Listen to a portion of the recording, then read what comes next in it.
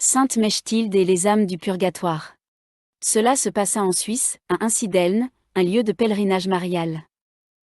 C'était en hiver, un jour de semaine, et l'église était presque vide, pendant que Madame Aloysia y priait avec ses parents. En regardant vers l'autel privilégié, elle remarqua la présence d'une religieuse très âgée, habillée d'un costume religieux fort ancien, datant d'une époque lointaine. Elle alla vers elle, et cette religieuse lui remit un feuillet de prière qu'elle mit machinalement dans sa poche. Et il se produisit alors quelque chose d'étrange. La porte d'entrée s'ouvrit soudain, elle vit entrer une immense foule de pèlerins, tous pauvrement vêtus et qui marchaient à pas feutrés, comme des fantômes. Un flot de pèlerins d'une longueur presque interminable pénétrait dans l'église, un prêtre se tenait là et leur montrait le chemin. La paysanne se demandait avec étonnement comment cette foule immense allait-elle trouver assez de place dans l'église. Elle se tourna ensuite sur le côté, pendant un court instant, pour allumer un cierge, et lorsqu'elle regarda derrière elle, l'église était à nouveau aussi vide qu'au début. Remplie de stupéfaction, elle demanda à ses parents où donc tous ces gens étaient passés. Pourtant aucun de ceux qui l'accompagnaient n'avait remarqué le défilé des pèlerins et personne non plus n'avait aperçu la religieuse. N'en croyant pas ses yeux, elle chercha dans sa poche le feuillet qu'on lui avait donné et ce feuillet qu'elle tenait dans ses mains lui prouvait bien qu'elle n'avait pas du tout rêvé. Il contenait le texte d'une prière que jadis notre Seigneur avait enseignée à Sainte Mechtilde, lors d'une apparition. C'était le « Notre Père » de Sainte Mechtilde pour les âmes du purgatoire. Sainte Mechtilde ayant communié pour les morts, notre Seigneur lui apparut et lui dit « Dites pour eux un Notre Père », etc., et elle comprit qu'elle devait prier de la manière suivante. Après l'avoir fait, elle vit une grande multitude d'âmes monter au ciel. Révélation, I. 21. À chaque fois que Sainte Mechtilde récitait cette prière, elle voyait des légions d'âmes du purgatoire monter au ciel. Notre Père de Sainte Mechtilde. Notre Père qui es aux cieux. Je vous en prie, ô Père céleste, pardonnez aux âmes du purgatoire, car elles ne vous ont pas aimé ni rendu tout l'honneur qui vous est dû, à vous, leur Seigneur et Père, qui par pure grâce, les avez adoptés comme vos enfants, mais au contraire, elles vous ont, à cause de leurs péchés, chassés de leur cœur où vous vouliez pourtant toujours habiter.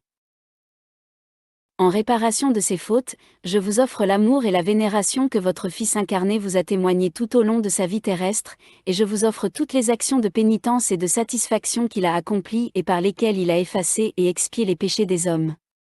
Ainsi soit-il. Que votre nom soit sanctifié.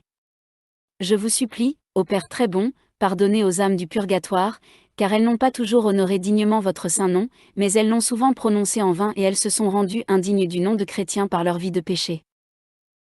En réparation de ces fautes qu'elles ont commises, je vous offre tout l'honneur que votre Fils bien-aimé a rendu à votre nom par ses paroles et par ses actes, tout au long de sa vie terrestre. Ainsi soit-il. Que votre volonté soit faite sur la terre comme au ciel.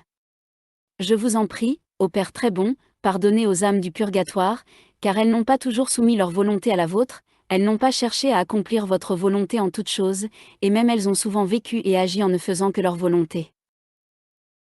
En réparation de leur désobéissance, je vous offre la parfaite conformité du cœur plein d'amour de votre divin Fils avec votre sainte volonté et la soumission la plus profonde qu'il vous témoigna en vous obéissant jusqu'à sa mort sur la croix. Ainsi soit-il. Donnez-nous aujourd'hui notre pain quotidien.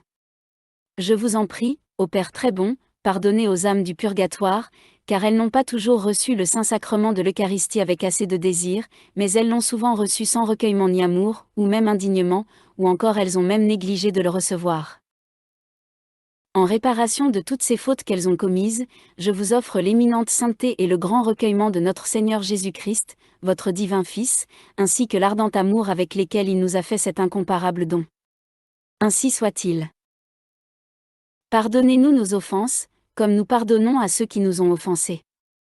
Je vous en prie, ô Père très bon, pardonnez aux âmes du purgatoire toutes les fautes dont elles se sont rendues coupables en succombant aux 7 péchés capitaux, et aussi en n'ayant pas voulu, ni aimé, ni pardonné à leurs ennemis.